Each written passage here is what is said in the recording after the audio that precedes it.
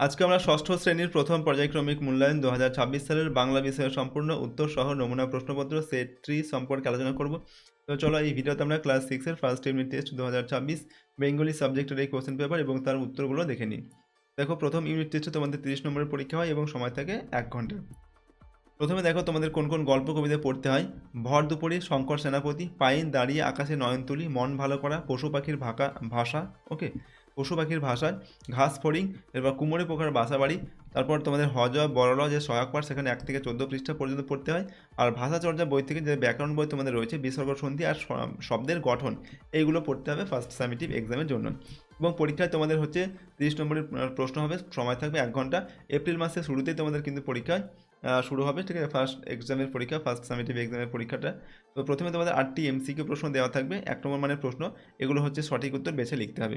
গদ্য থেকে থাকবে 2টি প্রশ্ন এরকম, কবিতা থেকে থাকবে 2টি, ব্যাকরণ থাকবে 4টি। এরপর আর 14টি থাকবে তোমাদের 1 নম্বর মানের অতি সংক্ষিপ্ত প্রশ্ন। এগুলো হচ্ছে গদ্য থেকে 2টি, কবিতা থেকে 2টি, ব্যাকরণ থেকে 6টি, সহায়ক পাঠ থেকে 4টি। এরপর হচ্ছে 4টি 2 নম্বর মানের প্রশ্নের উত্তর করতে হবে, 2টি হচ্ছে গদ্য থেকে আর 2টি কবিতা থেকে, ঠিক আছে। টোটাল হচ্ছে 8 নম্বর থাকবে গদ্য থেকে, 8 নম্বর কবিতা থেকে, 10 নম্বর হচ্ছে ব্যাকরণ থেকে, 4 নম্বর সহায়ক পাঠ থেকে। তো এইভাবে তোমাদের 30 নম্বরের প্রশ্ন থাকবে ফার্স্ট এক্সামে, ওকে। তো চলো আমরা একটি কোশ্চেন পেপার এবং তার উত্তর দেখে নিই, এবং এই প্রশ্নগুলোর পিডিএফগুলো আমাদের অ্যাপের মধ্যে থাকবে। অ্যাপের লিঙ্ক ডেসক্রিপশন বক্সে রয়েছে, পেইড কোর্সের মধ্যে এর পিডিএফগুলো দেওয়া থাকবে। নাম্বার 1-এ দেওয়া আছে, দেখো সঠিক উত্তরটি বেছে নিয়ে লেখো। 1 × 6 = 6। একের দাগে বাতাস ওড়ায়, মিহিন সাদা ধুলো। মিহিন শব্দটি যে ক্ষেত্রে ব্যবহার করা যায় না, সেটা বালি, সুর, বৃক্ষ না কাপড়। সঠিক উত্তর হবে বৃক্ষ, ওকে। এরপর 1-2 নম্বর, তপোবন পদটির সঠিক সন্ধি বিচ্ছেদ হলো তপযোগ বন, তপযোগ বন, তপযোগ বন না তপযোগ বন। তো তপবন শব্দটির সন্ধি বিচ্ছেদ কী হবে? তপযোগ বন, তপবন। তারপর নিঃযোগ স্পন্দ এর সন্ধিবদ্ধ পদটি হলো নিস্পন্দ, নিস্পন্দ। নিস্পন্দের এখানে 4টি বানান দেওয়া আছে, তো নিঃযোগ স্পন্দ কী হবে? নিস্পন্দ হবে, এটা সঠিক উত্তর হবে। তারপর দন্তনয় রসিকা দ্বন্দ্ব শয়ে পয় দন্তনয়ে দেওয়া হবে, ঠিক আছে। কুমড়ি পোকা বাসার গাঁথনি, কুমড়ি পোকা বাসার গাঁথনি থামায় প্রায় 1 ইঞ্চি, প্রায় 2.5 ইঞ্চি, প্রায় 2 ইঞ্চি, প্রায় 1.25 ইঞ্চি লম্বা হলেই। উত্তর হবে এখানে প্রায় 1.25 ইঞ্চি লম্বা হলেই। তারপরে দেখো, জার্মানি ভাষায় কবিতা লেখেননি গৌঠে, তারপরে হচ্ছে গোইঠে, রিলকে, শেক্সপিয়ার, হারমাস হারমাস হেস। সঠিক উত্তর লিখবে এখানে শেক্সপিয়ার। তারপরে দেখো, মাহুতের ভাষায় মাইল কথার অর্থ কাত হও, পেছনে যাও, বসো, সাবধান। তো মাহুতের ভাষায় মাইল শব্দের অর্থ হচ্ছে সাবধান। তারপর সেও অনেকটা এদের মতো, তবে একটু কম চালাক। এখানে কম চালাক হলো শিম্পাঞ্জি, ভাল্লুক, গরিলা, কুকুর। তো কম চালাক হচ্ছে গরিলা। 8 নম্বর, বুনো নগ্র পাহাড় কোন দিকে?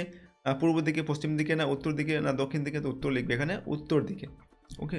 পরবর্তী প্রশ্ন 2 নম্বর দেখে, নিচের প্রশ্নগুলির একটি বাক্যে উত্তর লিখতে হবে। 1 × 14 = 14। রাখাল গাছের তলায় শুয়ে কি দেখছে?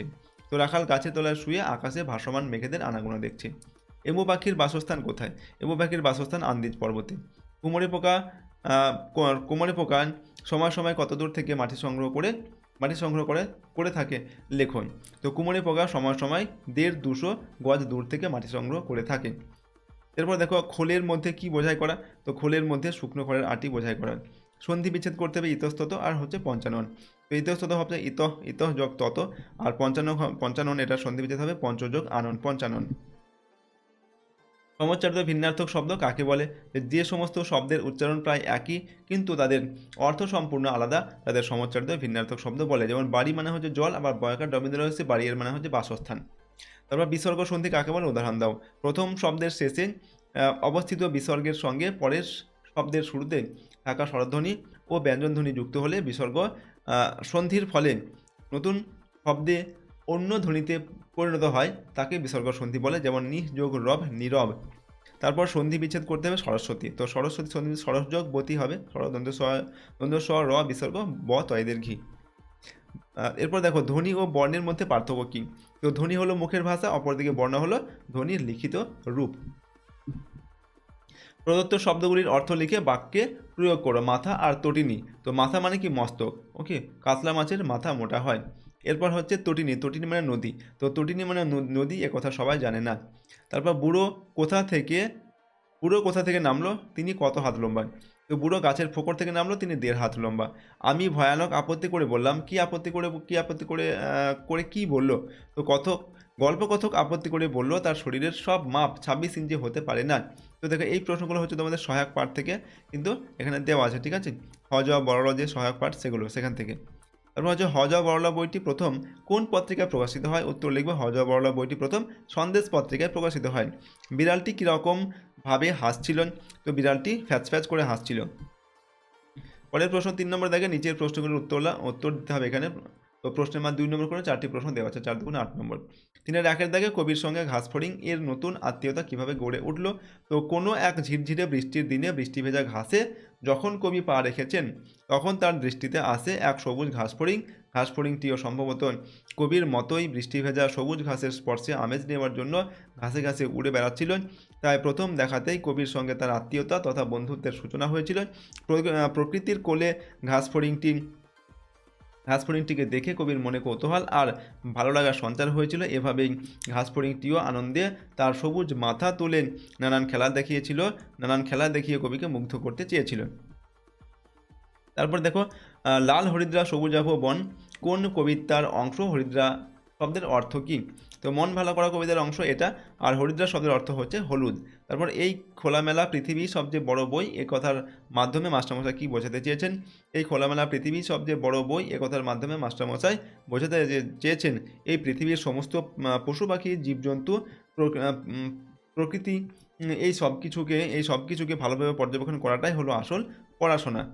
নেক্সট হচ্ছে মুরগি ও হাঁস কি ডাক শুনে আসে? তো মুরগি তি ডাক শুনে আসে, হাঁস সই সই ডাক শুনে আসে, ঠিক আছে? এটা উত্তর লিখবে।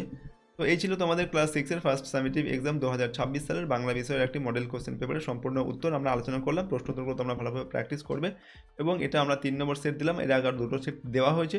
তো 4-5টি সেট আমি তোমাদের দেবো, 4-5টি সেট ভালোভাবে তোমরা প্র্যাকটিস করবে এবং মুখস্থ করবে। এই সেটগুলোর মধ্যে থেকে তোমাদের সাধারণত পরীক্ষায় প্রশ্ন দেওয়া হয়, ওকে? তো এগুলো তোমরা ভালোভাবে কিন্তু প্র্যাকটিস করে রাখবে। আর এই সমস্ত প্রশ্নদের পিডিএফগুলো আমাদের অ্যাপের মধ্যে থাকবে, অ্যাপের লিঙ্ক ডেসক্রিপশন বক্সে রয়েছে। পেইড কোর্সের মধ্যে এর পিডিএফগুলো দেওয়া থাকবে এবং অ্যাপটিকে ডাউনলোড করার পর তোমরা রেজিস্টার করে নেবে। নাম, phone number, email ID, state হচ্ছে ওয়েস্ট বেঙ্গল লিখবে, সিটি নিজের এলাকার নাম লিখবে আর পাসওয়ার্ড দেবে, নিজের মতো তৈরি করে পাসওয়ার্ড দেবে, দিয়ে তোমরা লগ ইন করবে বা রেজিস্টার করবে। তারপর পরের বার লগ ইন করার সময় same phone number same password দিয়ে লগ ইন করবে। তারপর অ্যাপের মধ্যে তোমরা ফ্রি কোর্সও পাবে এবং পেইড কোর্সও পাবে, এগুলো তোমরা সেখান থেকে নিয়ে ব্যবহার করতে পারো।